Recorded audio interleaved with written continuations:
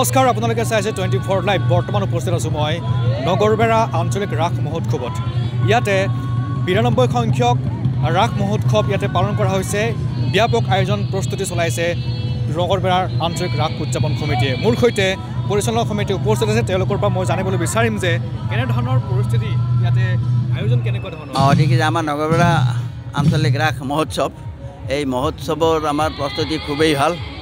আজিৰ তাৰিখলৈ আমাৰ সুন্দৰকৈ আমাৰ পঞ্চম দিন চলি আছে যোৱা 14 তাৰিখৰ পৰা আমাৰ আৰম্ভ হৈছে আৰু 26 তাৰিখে শেষ হ'ব 13 দিনীয়া ৰাস আৰু এইটো আমাৰ আটাইতকৈ লাখত লগ বুলি কম আজিলৈকে এই বছৰলৈকে 92 বছৰ হ'ল 92 বছৰ আমাৰ অতিক্ৰম কৰিলে এইবাৰ গতিকে আমাৰ তাৎপৰ্য বহুত আৰু 8 বছৰ পিছত আমি শতবৰ্ষই পাম আৰু ইয়াতে আমাৰ বিশেষকৈ আমাৰ অসমৰ বিভিন্ন ঠাইত যদিও ৰাজ চাইছোঁ আমাৰ নগৰবেৰা ৰাজটো অলপ ব্যতিক্ৰমী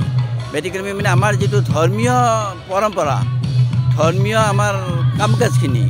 আমাৰ ইয়াতে যেনেকৈ হয় বেলেগত দেখা নাযায় আমাৰ ৰাতিপুৱা প্ৰত্যেক দিনেই ৰাতিপুৱা আমাৰ 6 বজাত প্ৰসংগ হয় তাৰপিছত আমাৰ 10 বজাত ভাগৱত পাঠ প্ৰত্যেক দিনেই আৰু এই ভাগৱত পাঠত মানুহখিনি গোটেই অঞ্চলবাসী ৰাইজ আহে ৰাইজে সহযোগ কৰে আৰু সেই তাত 1 বজাত শেষ হয় আৰু 1 বজাৰ পিছত আমাৰ ভকতবৃন্দক আমি তেওঁলোকৰ ভোজন প্ৰীতি ভোজন এটা আমাৰ খোৱা হয় আৰু সেই প্ৰীতি ভোজনত আঞ্চলিক প্ৰায় মানুহ 800 মান প্ৰতিদিনেই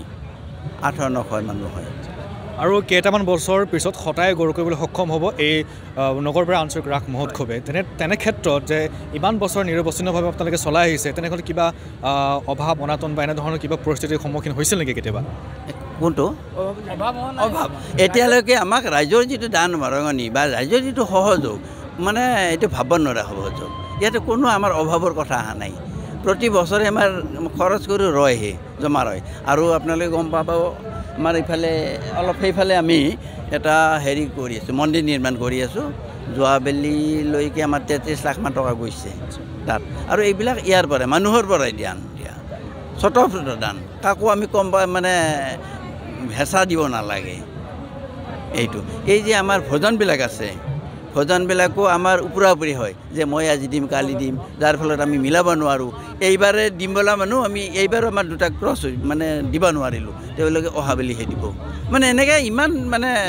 ৰাইজে স্বতঃস্ফূৰ্তভাৱে দিব বিচাৰে মানে কল্পনাতীত এইটোত ধন্যবাদ জ্ঞাপন কৰিছোঁ এয়া আছিলে নগৰবেৰা আঞ্চলিক ৰাস মহোৎসৱৰ উদযাপন কেইজনমান বিষয়ববীয়া আৰু সঁচাকৈ ক'ব লাগিব যে আৰু কেইটামান বছৰৰ পিছতে হতাই গৌৰৱ কৰিবলৈ সক্ষম হ'ব নগৰবেৰা আঞ্চলিক ৰাস মহোৎসৱে আৰু আচলতে এক বৰ্ণাঢ্য আয়োজন 13 দিনীয়া বৰ্ণাঢ্য আয়োজন কৰিছে আৰু সমগ্ৰ যেনে